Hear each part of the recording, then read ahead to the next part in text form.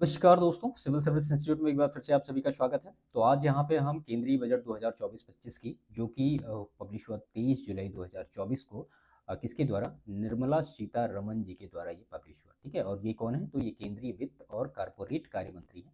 तो यहाँ पे उसकी हम पूरी समरी देखेंगे। ठीक है, तो ये हैंड रिटन पूरे नोट्स हैं और जो महत्वपूर्ण चीज़ें हैं, जो इंपॉर्टेंट चीज़ें हैं, जो परीक्षा में पूछी जा सकती हैं, वो सारी हमने यहाँ पे करी है। आई थिंक 4 और 5 पेज में है पूरी। इसकी जो पीडीएफ होगी वो टेलीग्राम चैनल पे शेयर हो जाएगी। और जो इंपॉर्टेंट चीज़ें हैं वन बाई वन सारी चीज़ों को हम यहाँ पे देख लेते हैं।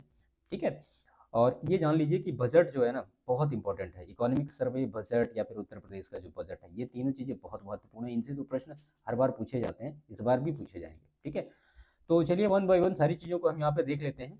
तो सबसे पहली चीज़ तो 23 जुलाई 2024 को पब्लिश किया गया निर्मला सीतारमण जी के द्वारा। और अगर जो कॉरपोरेट कार्य मंत्री हैं उनके बारे में महत्वपूर्ण चीज़ें देखें तो निर्मला सीतारमण जी के द्वारा ये लगातार 7वां बजट पेश किया गया। ठीक है, और भारत में अभी तक किसी ने ऐसा नहीं किया।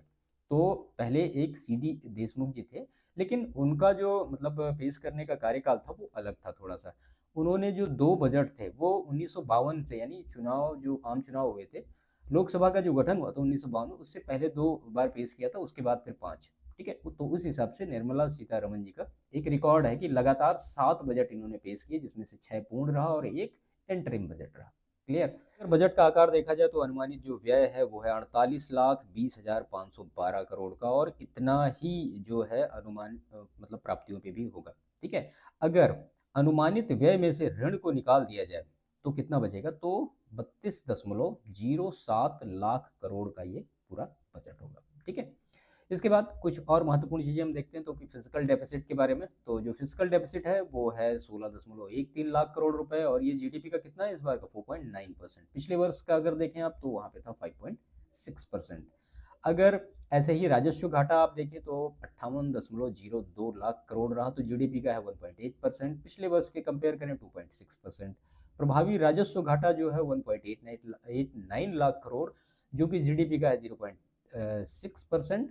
और पिछले वर्ष अगर कंपेयर करेंगे आपको तो वहां पे मिलेगा 1.6%। डेटा बिल्कुल फैक्ट याद रखिएगा, फैक्ट पूछा जाता है।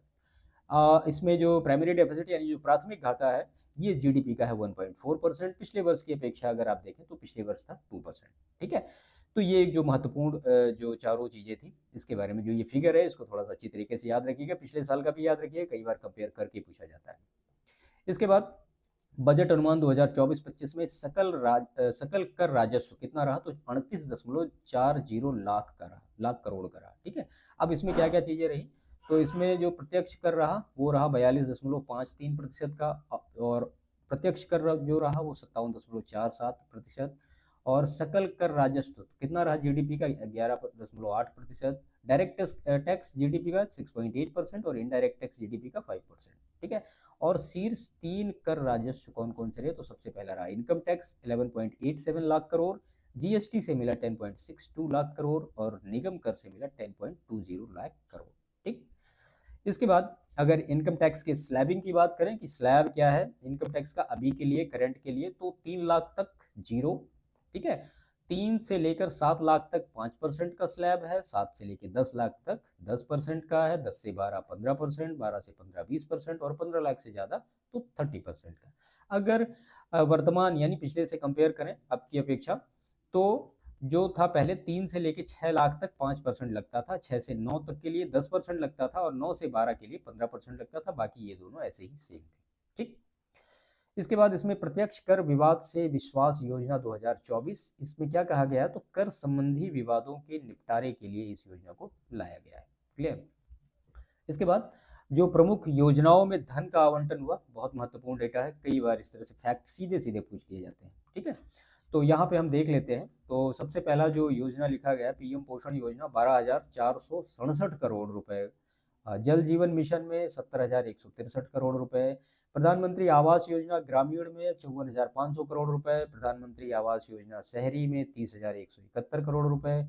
प्रधानमंत्री ग्राम सड़क योजना में 19,000 करोड़ रुपए। पीएम किसान योजना में 60,000 करोड़ रुपए। इसके बाद पीएम गरीब कल्याण अन्न योजना में 2,05,250 करोड़ रुपए। जल जीवन मिशन और राष्ट्रीय ग्रामीण पेयजल मिशन में 70,163 करोड़ रुपए। समग्र शिक्षा के लिए 37,500 करोड़ रुपए। समग्र सक्षम आंगनवाड़ी और पोषण 2.0 के लिए 21,200 करोड़ रुपए, राष्ट्रीय ग्रामीण आजीविका मिशन के लिए 15,047 करोड़ रुपए और प्रधानमंत्री फसल बीमा योजना के लिए 14,600 करोड़ रुपए और स्वच्छ भारत मिशन के लिए 12,192 करोड़ रुपए जो है आवंटित किए गए हैं इस बार के बजट में, जो प्रमुख योजनाएं हैं। ठीक है, इसके बाद अगर सब्सिडी की बात की जाए तो सब्सिडी दी गई कुल कितनी, तो ये दिया गया 4,28,422.67 करोड़ रुपए की सब्सिडी दी गई। इसमें से खाद्य सब्सिडी सबसे ज्यादा दी गई, कितना, तो 47.91%। तो इसमें 2,05,250.01 करोड़ रुपए की खाद्य सब्सिडी दी गई। सबसे ज्यादा जो सब्सिडी दी गई वो किसमें दी गई, वो खाद्य में दी गई। उसके बाद दूसरे नंबर पे उर्वरक सब्सिडी है 38.28%, ये लिखा हुआ कितना है। यूरिया सब्सिडी दी गई 27.78%, ये लिखा है कितना है। उसके बाद चौथे नंबर पे एलपीजी सब्सिडी दी गई 2.78%। डेटा बिल्कुल इसी ऑर्डर में याद रखिएगा। इसके बाद मंत्रालयवार आवंटित राशि कितनी कितनी रही, तो रक्षा जो मंत्रालय रहा उसको दिया गया 6,21,940.85 करोड़ रुपए, सड़क परिवहन को दिए गए 2,78,000 करोड़ रुपए, रेल परिवहन को दिए गए 2,55,393 करोड़ रुपए, उपभोक्ता और खाद्य सार्वजनिक मामलों के दिए गए 2,23,323.36 करोड़ रुपए और गृह मंत्रालय को दिया गया 2,19,643.31 करोड़ रुपए आवंटित किए गए। ये अकॉर्डिंग टू जो मिनिस्ट्री है वो पूरा वैसा है। ठीक है, इस बार के जो बजट में 4 मुख्य समूहों पर फोकस किया गया। वो 4 मुख्य समूह कौन कौन से हैं, तो पहला है फार्मर्स, दूसरा है पुअर्स, तीसरा है यूथ और चौथा है वुमेन। ठीक है, यानी जो किसान या अन्नदाता, गरीब, युवा और महिलाओं पर। पीएम गरीब किसान अन्न योजना को 5 वर्ष अवधि के लिए और बढ़ाया गया है। शिक्षा, रोजगार, कौशल प्रशिक्षण हेतु 1.48 लाख करोड़ का प्रावधान किया गया है। ठीक है, अब बजट का जो मुख्य विषय है वो 4 भागों में डिवाइड किया गया है। पहला रोजगार, दूसरा कौशल प्रशिक्षण, तीसरा एमएसएमई के लिए और चौथा जो है वो मध्यम वर्ग यानी मिडिल क्लास के लिए। बजट में 9 प्राथमिकताएं दी गई हैं। कौन कौन सी प्राथमिकताएं हैं और उनमें क्या महत्वपूर्ण चीजें हैं परीक्षा के लिए, वो सारी हम यहाँ पे देख लेते हैं। तो पहला इसमें कृषि में उत्पादकता और अनुकूलनीयता। ठीक है, तो इसमें बताया गया कि 10,000 बायो इनपुट रिसोर्स सेंटर की स्थापना करी जाएगी और श्रिम्प ब्रूड स्टॉक हेतु, श्रिम्प का मतलब झींगा होता है, हेतु न्यूक्लियस ब्रीडिंग केंद्रों के नेटवर्क की स्थापना की जाएगी। ठीक है, तो जो पहली प्राथमिकता है कृषि के उत्पादकता एवं अनुकूलनीयता में, तो ये 2 चीजें की जाएंगी, याद रखिएगा।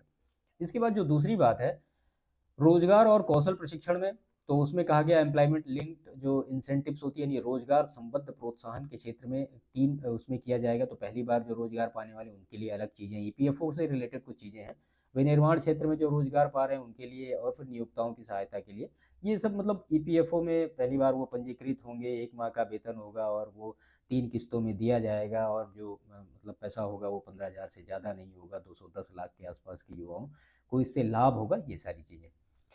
घरेलू संस्थानों में उच्चतर शिक्षा के लिए 10 लाख तक का ऋण दिया जाएगा।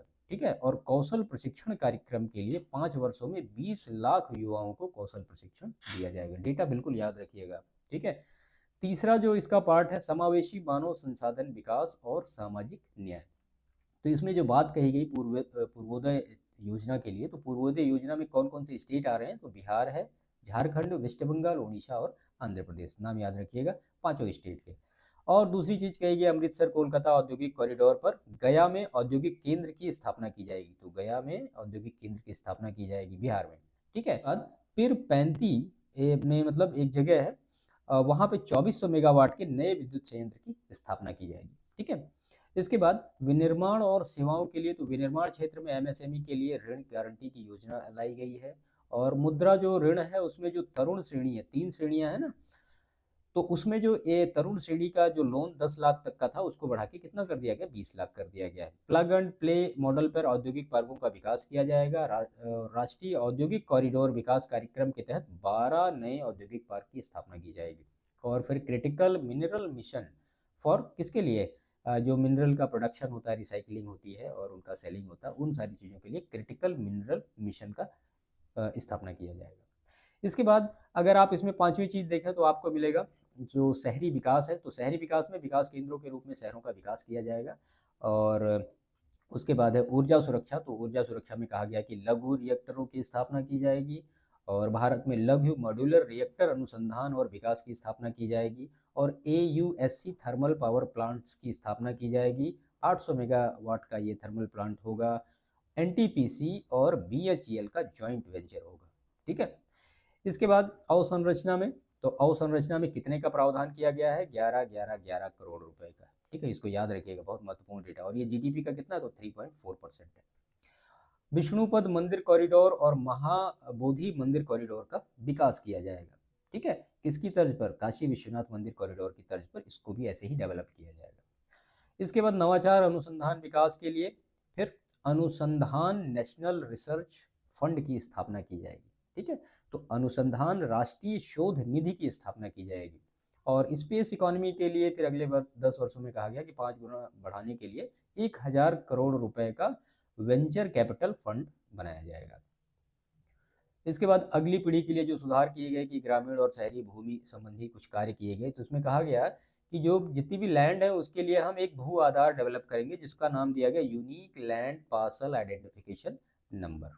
ठीक है, उसको भू आधार कहा। और शहरी क्षेत्रों में भी कहा कि जो भू अभिलेख है उनका डिजिटलीकरण किया जाएगा और भू रजिस्ट्री की स्थापना की जाएगी। ठीक है, तो ये जो 9 उद्देश्य थे इस बार के, क्या क्या थे उसमें, क्या महत्वपूर्ण चीज़ें थी, वो हमने देखी। इंपॉर्टेंट चीज़ें हैं, इनके बारे में अच्छी तरीके से समझ लीजिएगा। एक दो बार वीडियो को देखिएगा, बाकी PDF आपको मिल जाएगी, आप अच्छी तरीके से इसको रिवाइज करके जाइएगा। ठीक है, इसमें फिर प्रमुख योजनाओं के लिए आवंटन कौन कौन सा, अभी तो हमने देखा कि मंत्रालय में कितना आवंटन हुआ। ठीक है, विभागों में कितना आवंटन हुआ। अब हम देखते हैं कि प्रमुख जो योजनाएं हैं उनमें कितना धन का आवंटन हुआ। तो मनरेगा के लिए 86,000 करोड़ रुपए, अनुसंधान और विकास परियोजना के लिए 1200 करोड़ रुपए, नाभिकीय ऊर्जा परियोजना के लिए 2228 करोड़ रुपए, औषध उद्योग के लिए PLI 2143 करोड़ रुपए, सेमीकंडक्टर का डेवलपमेंट एंड जो डिस्प्ले है उसका मैन्युफैक्चरिंग के लिए 6903 करोड़ रुपए, ऊर्जा सौर ऊर्जा जो ग्रिड है उसके लिए 10,000 करोड़ रुपए, और फिर DBT LPG का 1500 करोड़ रुपए, और IDEA स्कीम के अधीन क्रेडिट लाइन के लिए 3849 करोड़ रुपए आवंटित किए गए हैं। ठीक है, इसके बाद फिर कस्टम ड्यूटी में कुछ परिवर्तन किया गया है। तो कैंसर की जो 3 दवाइयाँ, इनके नाम आप देख लीजिए, क्या पता परीक्षा में पूछ ही लिया जाए। तो ट्रेस्टुजुमैब डेरेक्सेटेकन, ठीक है, ये है एक दवा कैंसर की, और दूसरा जो है ओसीमेटिनिब, और तीसरा है जो डरवालुमैब। तो ये 3 दवाई हैं कैंसर की, और इनको कस्टम ड्यूटी से पूर्णतया छूट दिया गया है। मोबाइल उद्योग में भी वही कहा गया कि कस्टम ड्यूटी को घटाकर 15% कर दिया जाएगा, और 25 महत्वपूर्ण खनिजों पर सीमा शुल्क से पूर्णतया छूट दी गई है। ठीक है, तो ये कुछ महत्वपूर्ण चीज़ें थी जो कि 2024-25 का बजट था। आप ये कह सकते हैं उसकी ये पूरी समरी है, जो उसका निचोड़ है वो हमने यहाँ पे आपके सामने इसको रखने की कोशिश की। ठीक है, तो इसकी PDF आपको हमारे टेलीग्राम चैनल पे मिल जाएगी। इसका रिवीजन आप अच्छी तरीके से करके जाइएगा। उत्तर प्रदेश का जो 24-25 का बजट है वो ऑलरेडी चैनल पे अपलोडेड है, उसकी PDF भी हमारे टेलीग्राम चैनल पे पड़ी हुई है। ठीक है, तो आप वो भी देख सकते हैं। इकोनॉमिक सर्वे भी जल्दी ही हम ला रहे हैं उसका। तो सेशन को समाप्त करते हैं। कमेंट करके बताइएगा वीडियो कैसा लगा। अच्छा लगा तो लाइक करिएगा, दूसरों को शेयर करिएगा, और चैनल अभी तक सब्सक्राइब नहीं किया है तो चैनल को सब्सक्राइब जरूर करिए। मिलते हैं नेक्स्ट सेशन में, तब तक के लिए थैंक यू।